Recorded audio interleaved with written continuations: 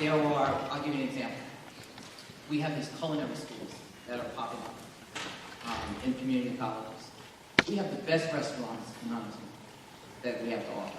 So why can't we use that and partner with them to let them train our own chefs, showcase the local businesses, train people, create jobs. We can do it with carpenters, electricians, partner with the unions. We can fix up a lot of the homes that need repair.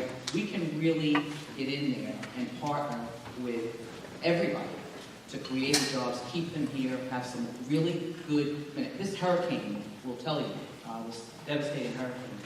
Do you know how hard it was to get an electrician? Very difficult to get an electrician, to get carpenters. We can do that, and they can make a really good living for their families. They can stay in Huntington, they can afford to live here, and we can also showcase a lot of the businesses that we have. That's a good idea. Thank you, Mr. Well, it sounds to me like there's a difference in philosophy. Governments don't create jobs. Small businesses create jobs, regular people create jobs.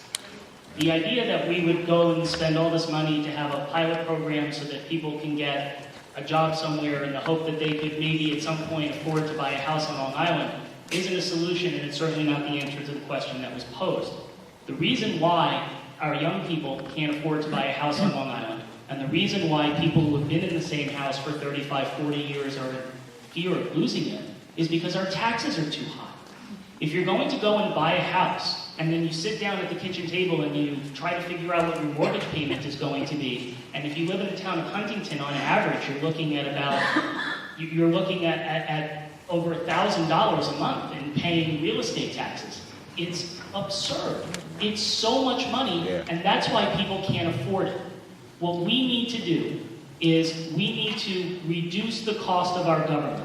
We need for the government to stop doing things that it shouldn't, and we need for the government to stop burdening the people with taxes. If you elect the Cook-Mayoka price scheme, we're going to stabilize taxes here in Huntington and make it affordable.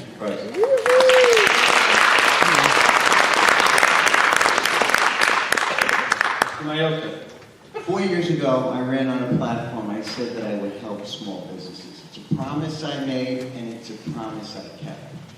I set up the Small Business Resource and Recovery Center, but it wasn't without difficulty. I was blocked, delayed, and struggling. It took Hurricane Irene to get a unanimous vote. What are they going to vote? No after Hurricane Irene? So it was unanimous. I set up the Small Business Resource and Recovery Center. We've seen so many businesses. We've had so many positive impacts on different businesses, whether it's a restaurant, whether it's a startup, whether it's high-tech. This is where we have to go. This is how we can create jobs in Huntington. We need to nurture and foster the development of these small businesses because they're going to become large. They're going to hire more people. They're going to move into different space. I also established Small Business Saturday in Huntington. During the summer, I spent hundreds of hours collecting 400 names for small businesses so we can have different programs that they're going to establish and develop for the holiday season so we can help the small businesses. Bottom line is the small businesses are what we need to develop and what we need to do. And Supervisor Patron has had an empty incubator for 3 years. Mr. Mayoka, thank you very much. Mr. Buster. So the question was, what do we do to replace behemoths like Grumman, right? What have we done to bring a major number of jobs? The question to the incumbents was, what have you done in your 18 Sure. years and 20 years, and then what are you going to do? Yeah, so we brought the biggest economic development project in a generation to Huntington, and that's Cannon. And it was 2,000 jobs, and it was $1.5 billion spin-off investment that's going to take place. It was a $500 million construction job that took place when our economy was at its worst. There was a huge building going up in Melville. We've also nurtured the businesses that are there and attracted new ones. Ruby's Costumes, maybe not a big name, but a multinational corporation that's located in Melville and has expanded. St. Charles Hospital has its back-end office things there in a very, very large space. First Data, not a glamorous company that you hear about, but they're located in Melville in over 200,000 square feet. So we've worked with the business community to nurture these businesses if they need to expand, to work with them, but to attract them. And the notion that government doesn't have a role to play in attracting business is just crazy. The governor of Texas, Rick Perry, flies all over the place, comes to New York to try and take businesses away. We had to work hard to retain Canada on Long Island. There is a role for government to play in economic development, and that's a part of what we've done in the last couple of years. Thank you. Mr. Cook? So let me tell you a story. Last week I went down to Main Street in Huntington by New York Avenue and started meeting a number of well-to-do business owners. And they brought me into a room and we sat down and had a conversation. And they knew I was a businessman. We all agreed on everything. There was no difference in how we believed the town should go forward. The problem was they were afraid. They were afraid to put signs up. They were afraid to come out and tell people to vote for us because they were afraid that the town of certainly Mark Cupperson and Frank Petrone would go out and send somebody down there to harass them. Now, these are what they're saying to me. God's honest truth, I'm not lying. And the fact of the matter is that we have to encompass business. We have to cherish them, and we have to bring them on board and help them. We can't be picking on them and sending the building department or public safety down there to harass them because we don't like something they're doing. Thank you, Mr. Cook. Mr. Humphrey elaborated on many of the 110 companies. I will not elaborate there on my time. We just opened Target. We worked hard. Lowe's didn't want to be. We worked hard to keep Target. We have a development corporation in the town. It's been working not only with revitalization of the station, but it's worked with our downtowns to keep small businesses, which is really one of the essences of the town. They have a local development corporation. We now can give loans out for companies that are building and for nonprofits. We've been doing several of those. The incubator that was talked about, that's very important because it's going to keep people here in this town and keep the businesses in this town. We do have a role, and that role is in the future. We have to make sure that companies that come in hire Huntington residents and good jobs, hire them in good jobs. We perhaps need to form a registry that we work with them when they come in with their applications and insist that you're going to have to hire Huntington workers at this point. One of the things Mr. Maioka said is his small business group.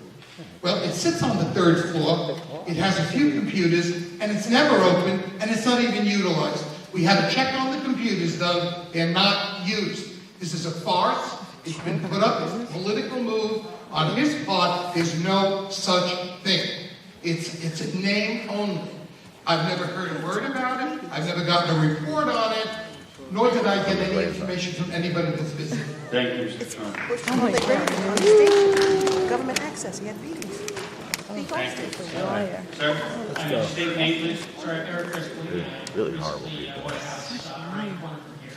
And I guess my question, I wanted to drill into something that folks were talking about before, around zoning and building. I think Mark, Mr. Cuthbertson, sparked my interest when he mentioned it. But when we were looking for our house, we found a house that met all my wife's criteria and missed on one of my criteria.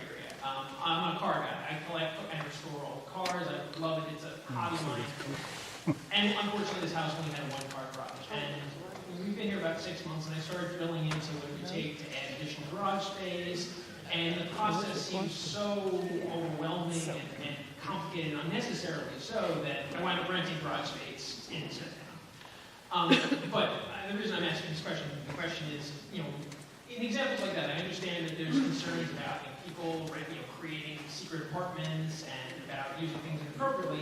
But I did read, and it's from what you were saying before, it sounds like Mr. Cook, maybe has one of these, a garage on his own property. But Mr. Cook put forward a plan that I read about in the patch after I moved out here that seemed to simplify the process and not add any other risks or things along those lines. But so my question, I guess, is to Mr. Cook, representing that side, and whoever from I guess whether Miss Edwards, Ms. Mr. Cuthbertson or Mr. Petrone, what's the rationale for against kind of simplifying some of these building processes, making things so that residents can take advantage of their property so long as it's not infringing, as long as you can maintain controls and make sure people aren't doing things to build illegal accessory apartments, do things that are dangerous, etc. I mean, what's the rationale against simplifying the building code in that respect? Okay, so what is the rationale to not simplify the process?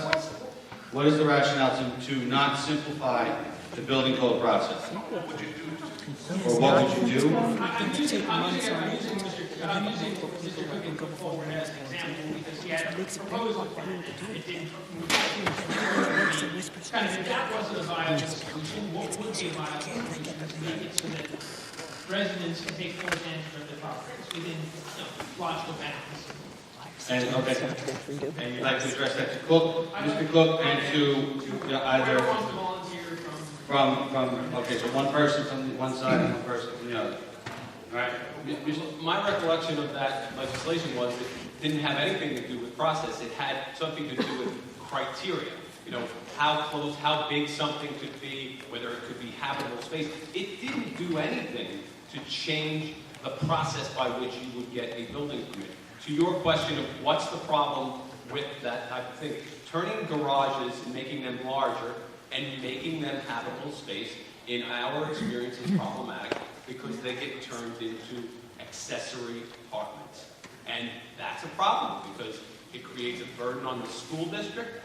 Very often they aren't the safest of conditions and people are living out of garage apartments. So what we did in the case of the legislation that was put forward by Mr. Cook was the parts that were good were adopted.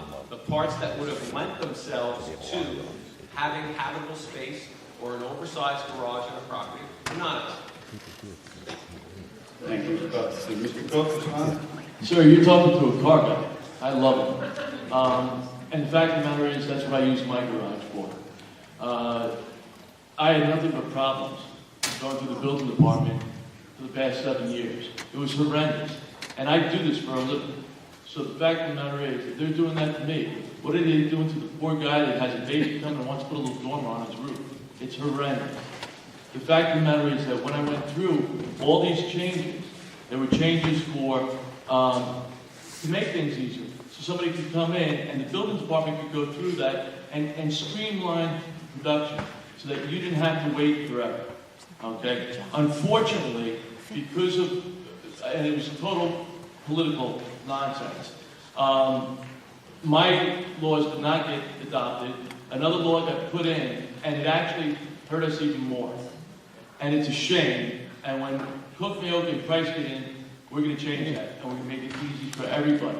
Streamline the production and get it done right, so that everyone can use their property properly and the way they want. Without, and let me face it, nobody wants accessory apartments in their garages. Right. And I had legislation in there to make sure that it was tough. Thank you very much.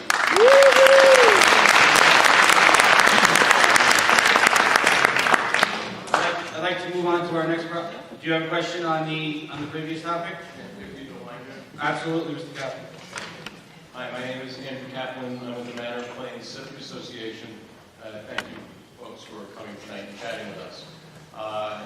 In regards to development and questions from the previous resident kind of tied into this, it's always challenges for people to do things with their home. We hear about that a lot. We signed up for the deal, so to speak, when we bought our houses.